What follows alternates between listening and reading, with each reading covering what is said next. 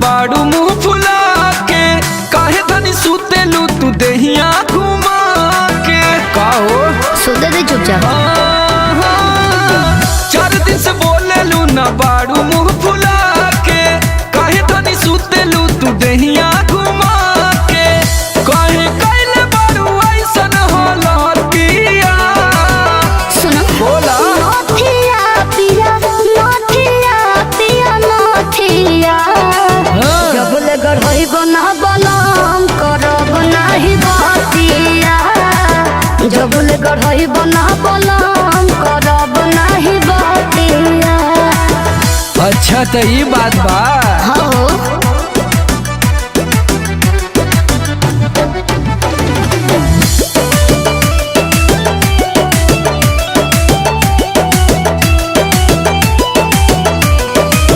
लहिका के जैसे मोहे बहकावेला, पूछो जमानी तो बहाना बनावेला।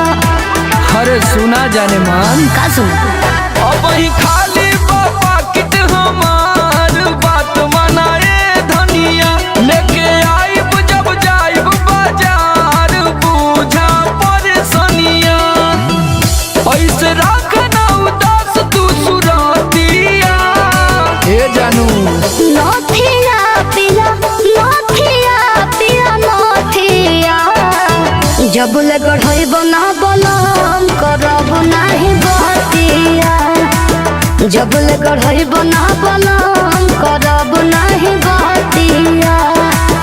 इतनी छोटी चुकी चीज खाती ने इतना बड़ा बवाल। काहे ना होई बाबा।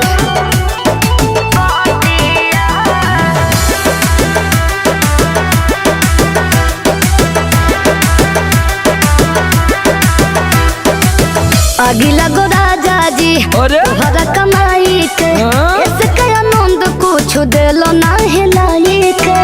तब का तो हर बाउल लिया के देना।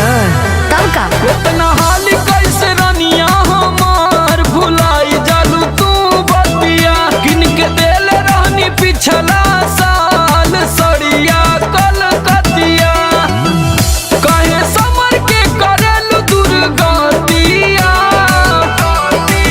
नथिया पिया नथिया पिया नथिया जबल गढ़ई बना बलम करब नाही बतिया। जबल गढ़ई बना बलम करब नाही बतिया। तू ही तो हमार जान हो। अब बाइक का चाबी लिया चला चलल जा बाजारे। नथिया पिया नथिया पिया नथिया जबल गढ़ई बना बलम करब नाही बतिया।